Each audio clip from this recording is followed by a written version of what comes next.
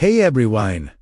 Ready for some cool stuff? Today we re-dive into a topic that's incredibly important but often pushed to the side until we rewrite in the middle of it. How to find and maintain balance when life throws a major curved ball. A real calamity. This could be a natural disaster, a sudden personal crisis, a global event that turns everything upside down.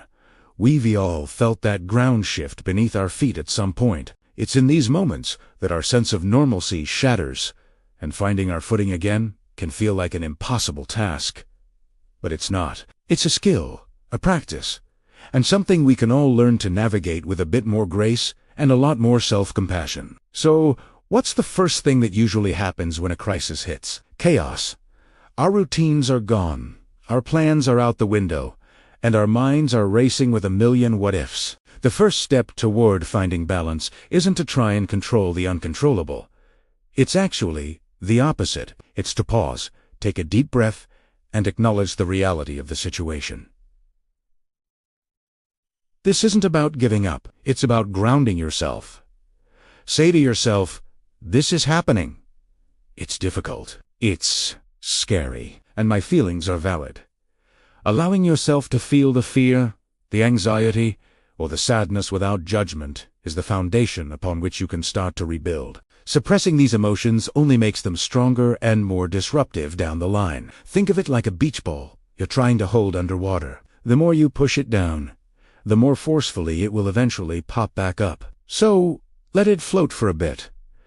Acknowledge its presence. Once you've given yourself that moment of acceptance, the next step is to focus on what you can control. During a large-scale calamity, so much is outside of our influence. We can't stop the storm. We can't reverse the event. But we can control our immediate environment and our personal actions.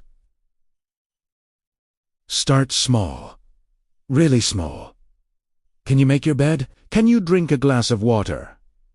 Can you stretch for 5 minutes? These tiny acts of self-care and order create a small island of stability in a sea of uncertainty. They send a powerful message to your brain. Even in this chaos, I have some agency. I can still do things that support my well-being. This is where the concept of a micro-routine comes in. Forget your old, complex daily schedule for a moment. Create a simple, crisis-proof routine. Maybe it's just 3 things. Wake up and drink water. Take a 10-minute walk, and read 1 page of a book before bed. These become your anchors. Predictable points in an unpredictable day that help restore a sense of rhythm and safety. Now, let's talk about information. In a crisis, we're often glued to our screens, desperate for updates. While staying informed is important, constant exposure to a 24/7 news cycle is like drinking from a fire hose of anxiety. It overwhelms our nervous system and keeps us in a perpetual state of high alert. This is a major disruptor of balance. So, you need to create an information diet. Decide on specific times. You'll check for news maybe once in the morning and once in the evening. And choose your sources wisely. Stick to 1 or 2 reliable, official sources rather than scrolling endlessly through social media feeds, which can be filled with speculation and fear-mongering. When your news time is over, put your phone away. Disconnect. Go for that walk, talk to a loved one, or engage in a hobby. Creating these boundaries is not about being ignorant. It's about protecting your mental and emotional energy, which is a finite and precious resource, especially during a calamity. Another cornerstone of balance is connection. Calamities can be incredibly isolating. We might be physically separated from our support systems, or we might feel like no one understands what we're going through. It's so easy to withdraw into ourselves, but human connection is a fundamental need, and it's a powerful antidote to despair. Make a conscious effort to reach out. This doesn't have to be a deep, heavy conversation. It can be a simple text, asking a friend how they are. It could be a video call with family. It could even be a smile and a hello to a neighbor from a safe distance. Sharing our experiences, even in small ways, reminds us that we're not alone. It builds a sense of shared humanity and collective resilience. And just as importantly, be open to receiving support. When someone asks if you need anything, it's okay to say yes. It's not a sign of weakness. It's a sign of strength and self-awareness. Let's also touch on the physical side of things. Our minds and bodies are inextricably linked. When we're under immense stress, our bodies bear the brunt of it. We might have trouble sleeping.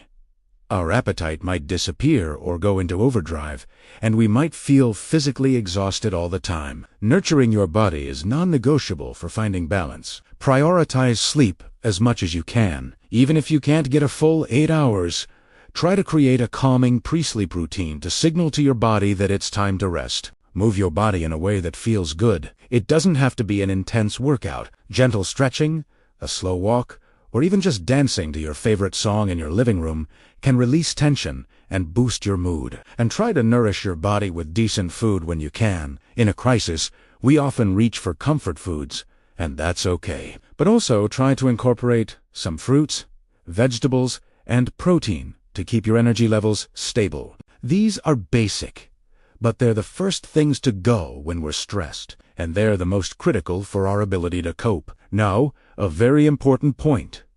Be realistic and practice self-compassion. You are not going to be your most productive, most cheerful, most together self during a calamity, and that is perfectly okay. The goal is not to be a superhero. The goal is to be human. You will have days where you feel like you're failing, where you can't get out of bed, where all you do is cry. On tough days, treat yourself with the same kindness and understanding you would offer a dear friend. Instead of saying, "I should be doing more," try saying, "I am doing the best I can with what I have right now, and that is enough." Pushing yourself to be perfect during a crisis is a recipe for burnout and breakdown. Balance includes allowing for imperfection. It includes allowing for rest.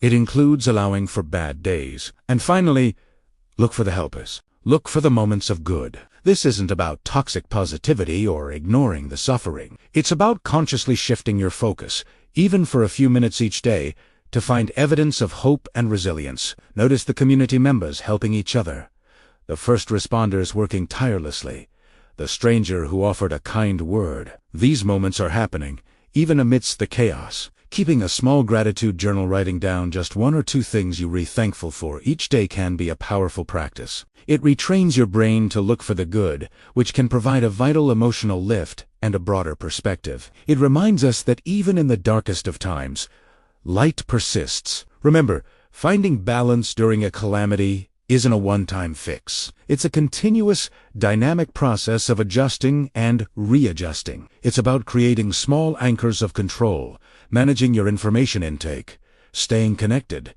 caring for your body, and being relentlessly kind to yourself. If you are struggling, please know that it is a sign of strength to ask for help. There are mental health professionals, crisis lines, and support groups ready to listen. You don't have to go through this alone. Thank you so much for spending this time with me today. I hope these ideas offer some comfort and practical tools for navigating difficult times. Take care of yourselves and each other. If you found this video helpful, please give it a thumbs up and consider subscribing for more content on well-being and resilience. See you in the next one.